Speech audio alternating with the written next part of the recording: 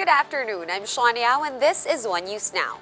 Last-minute shoppers are rushing to grocery stores and wet markets to buy their items for Noche Buena.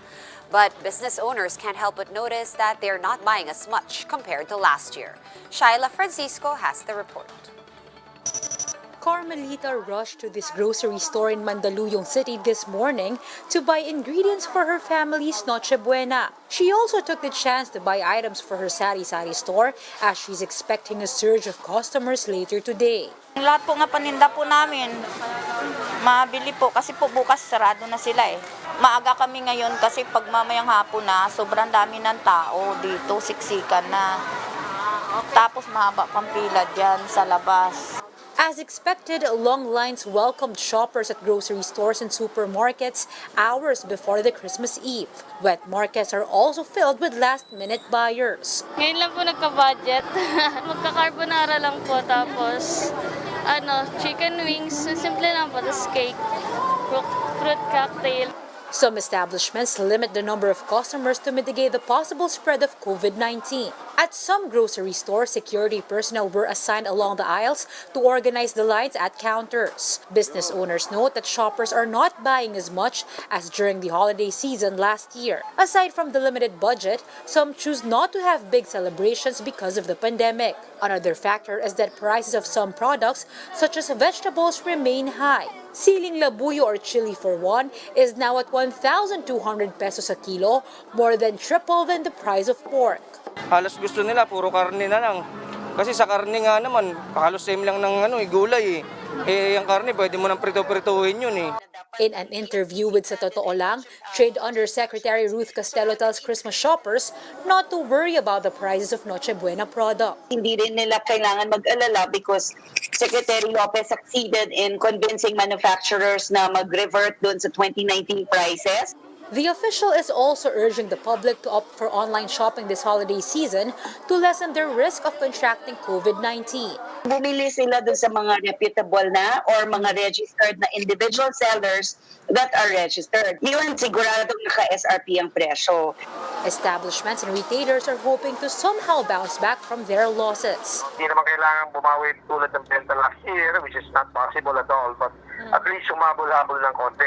Shaila Francisco, we are One News. More passengers are arriving at the Parañaque Integrated Terminal Exchange or PITX as they scramble to make it to Noche Buena later tonight. Some of them are worried that their trips will be delayed. Camille Samonte joins us live from Makati to give us the details. Camille, what are commuters saying from Parañaque to Makati? Sean, last-minute passengers continue to flock to the PITX terminal in the hope of spending Christmas with their families at home. However, some of them are complaining as they have been waiting for over 6 hours due to delayed scheduled trips. Bernadette, who bought her ticket a week ago, was informed just this morning that her 1 p.m. trip was cancelled and would be rebooked to 3 p.m. Another passenger, Adrian, can't help but be disappointed over his delayed trip to Laguna. He thought booking in advance would make his trip easier. The PTX management says they will coordinate with the bus operators to help the affected passengers. Authorities have appealed for understanding, saying they will do their best to accommodate last-minute passengers. PTX management is expecting only around 50,000 passengers who will go home to their provinces today. We talked to some passengers and here's what they have to say. Medyo hassle kasi hindi rin namin in-expect na ganun kahaba yung pila at saka bukod doon ang daming tao. Dahil first time din namin lumuwas or pauwi. Mahirap po kasi parang paurong na paurong yung namin po. So nakakadismaya din at some point.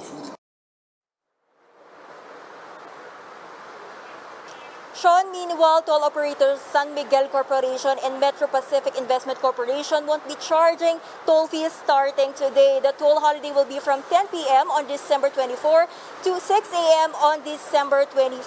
As for the situation here in EDSA Orense, so far the traffic flow is very light.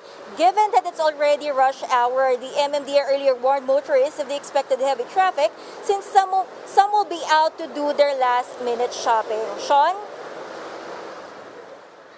Thank you for that traffic update, Camille Samonte, joining us live from Makati. The Philippines' COVID-19 caseload has breached the 465,000 mark. The Health Department reported over 1,700 new infections, bringing the active case count to above 26,000. Quezon City still has the most number of fresh cases. The virus killed 7 patients in the past 24 hours, pushing the death toll to more than 9,000. On the other hand, some 430,000 have gotten better, with 533 new recoveries reported today. As for the latest on vaccines, Dr. Jaime Montoya of the Science and Technology Department says the 50% efficacy rate of Sinovac shots is acceptable. He says data still needs to be verified, even if 50% already qualifies as effective based on the guidelines from the WHO or World Health Organization. Meanwhile, Montoya hopes that the more infectious COVID-19 variant detected in the UK won't reach the Philippines. Ginagawan po natin ng randomization yung mga nakukuhang mga positive result sa iba't ibang bahagi ng Kamaynilaan. Yung unang variant na lumabas sa Europa, yung D614G. So, pwede po natin matitake din yan dahil may surveillance po tayong ginagawa. We'll be back with more stories after this quick break. Keep it here on One News.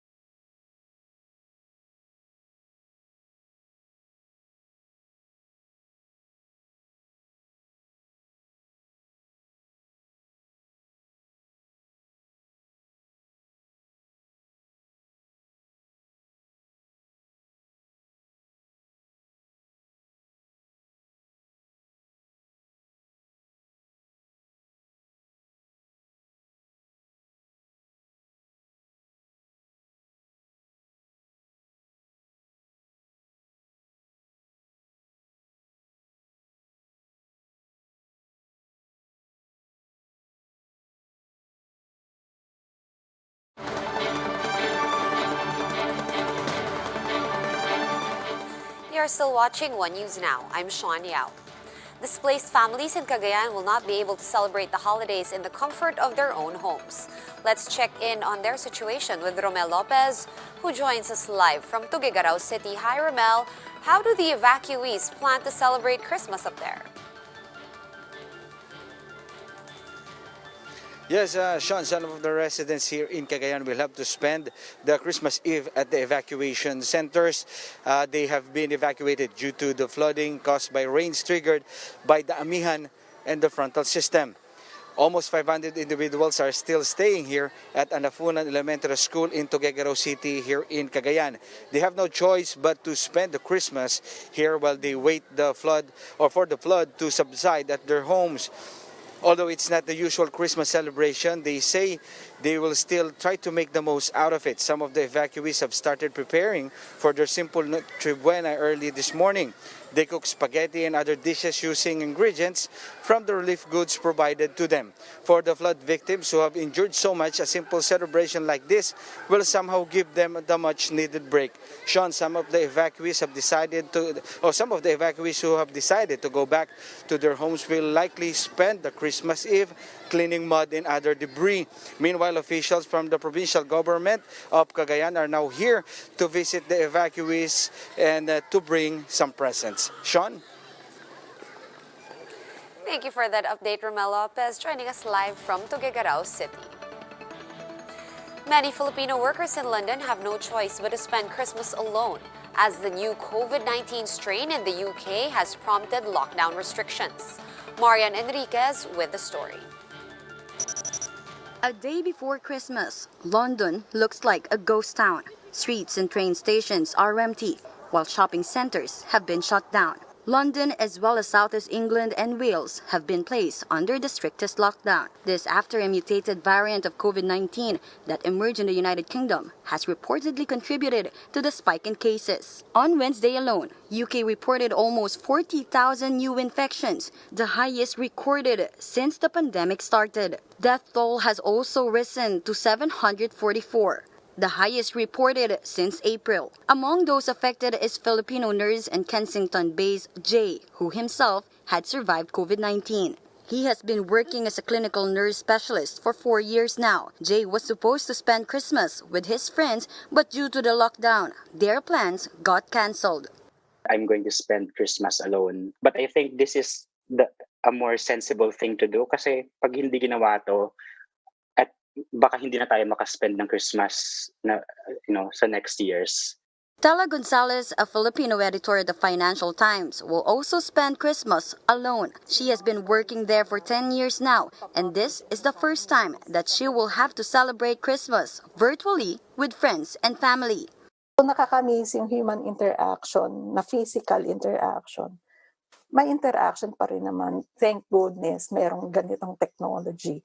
Filipinos in London remain optimistic that they will get to spend the next holidays together with their families and friends. For News 5, Marian Enriquez, we are One News. A mental health expert is stressing the importance of social connection this holiday season.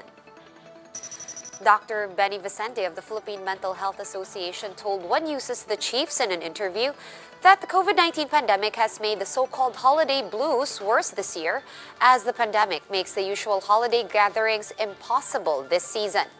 Vicente is encouraging the public to limit their exposure to social media, maintain a good sleeping schedule, and not to hesitate to ask for support in stressful situations. Dito ngayon sa situation natin sa COVID, with social distancing, isolation, yung social support became a very, very important problem. Connected in whatever way you can.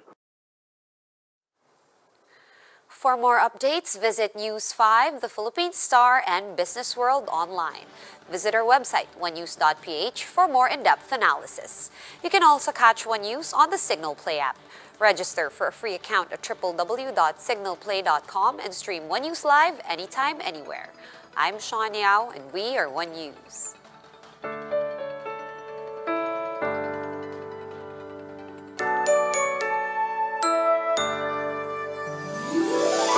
Anumang hamon ng mundo, magkasama tayo, itutuloy ang Pasko. Wala nang regalo, ang hiling ko, sana'y laging masaya tayo. Nandito tayong dumaramay, handang tumulong at magbigay upang bumuti at sumayang ating buhay. Nandyan at abot kamay, tayo'y maging liwanag ng Pasko. Tulong-tulong tayo,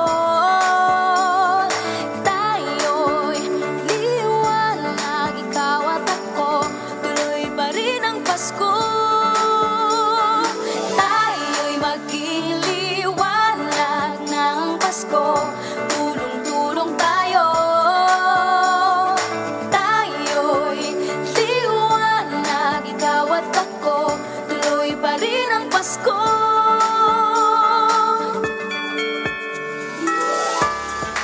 Kapit sa pag-asa, sama-sama, pangarap ng isa't isa.